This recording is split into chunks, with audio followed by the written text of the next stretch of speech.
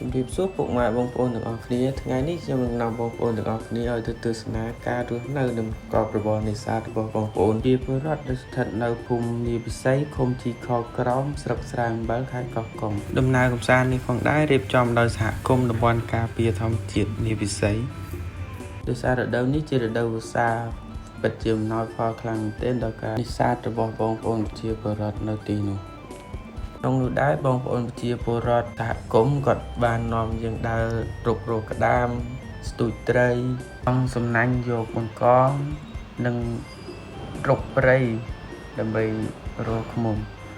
ដើម្បីកុំឲ្យខាតពេលវេលាបងប្អូនយូរអញ្ជើញបងប្អូនទាំងអស់គ្នាចូលទៅទស្សនាវីដេអូពេញទាំងអស់គ្នាបាទ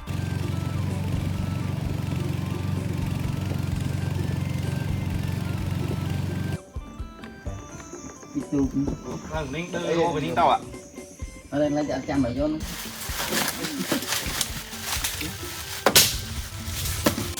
ចាំកាមេរ៉ាដែរកាមេរ៉ាទៅមួយទៅមកនៅលើគុំនេះតាម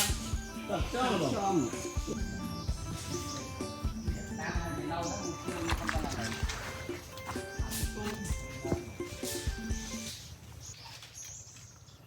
អាហ្នឹងគាត់ថាឃើញបើមានមួយវាមានមួយទៀតនៅគៀនគ្នាហ្នឹងគូវាខ្ចង់វាមានគូអត់តែមនុស្សជួយអរគុណ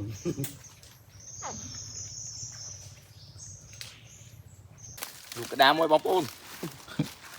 អត់មានកវិតទៀតបាត់យកកវិតមករុននេះចឹងកាយដៃមកធំរុនធំ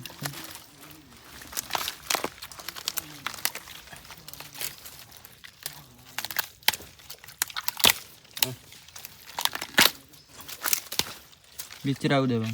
នៅរែកហ្នឹង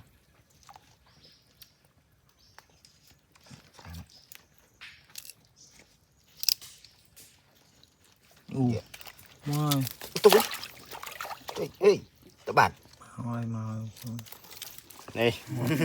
ប៉ុណ្ណានេះបានមួយបងប្អូនអើយធំ2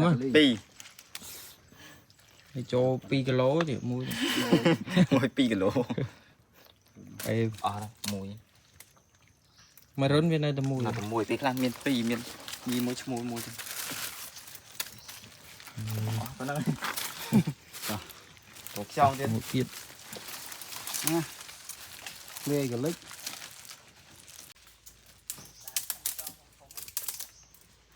បាទធំពីរទេយកអស់ហើយ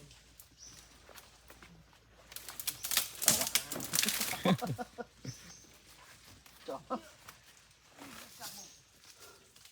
អូจะដៅទូកនោះណា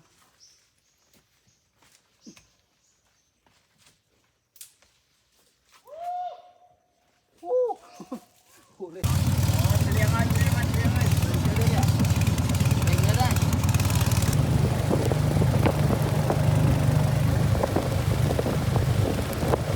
បានចេញទៅទៀតហ្នឹង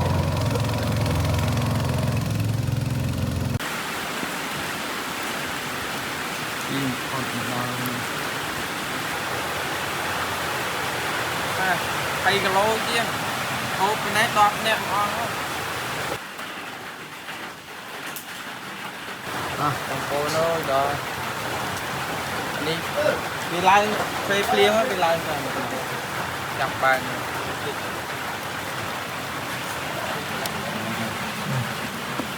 ដល់ទៅនេះអេមកទៅ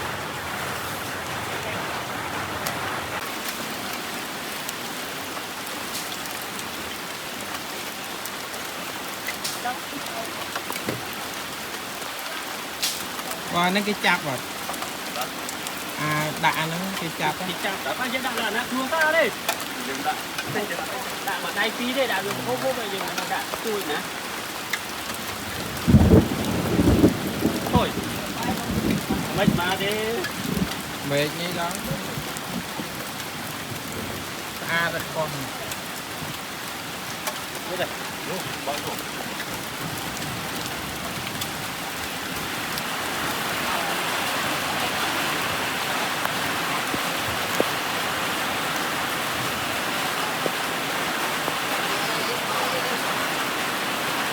អ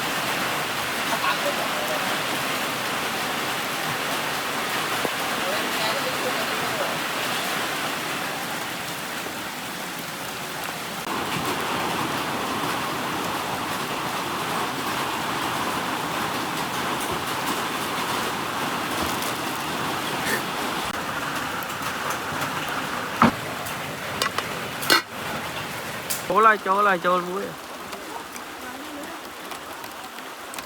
à biết đây tận đáy rồi mình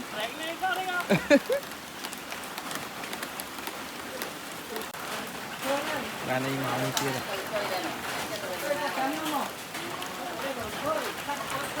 kia mà nè con kia đó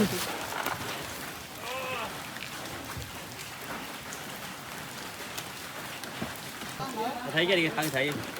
cột sáng một địch nì một người chơi rồi ấy mà thấy con một người chơi rồi vâng tôi điên rồi điên à mày chỉ so chiên nhau mà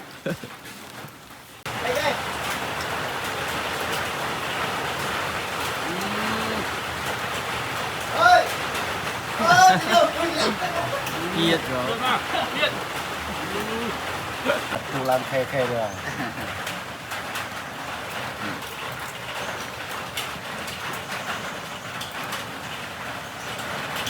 hay là ập hay nó đặt làm che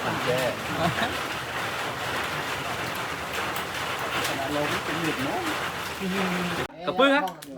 bự prey cặp bư prey ra thì ra đây rồi cặp bự đây vâng nói thì vô vô thì có mà đấy chắc có cho mày khó xạ pi bay này bà này ra thay dư quá đây và một địch bà anh ấy cặp bư ngon chọn muối muối lên bư hả cái đó nè mà đây là mấy bọn nghe tôi lướt ăn khơi tây rồi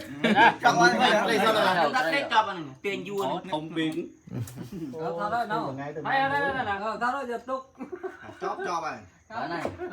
nó chạy sao vậy? tập hai miền đại trăm tăng cái chết em mà đang cho tật ăn cho tật cáiมือถอดtật này cái pon cái phụ cái riệp trong ha bật trắng óc này mình ôi tật trôi đấy là phiêng giang này cả phiêng tao tùm lẹ tật ăn cho tật đây sao bầm chưa mơ này Bang ô gọt ban vô, cật vô bục vô muột.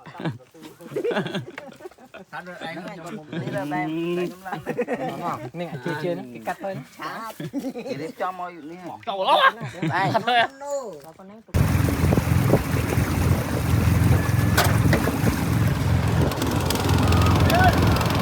trước cái đi đâu ca đi năm cái đâu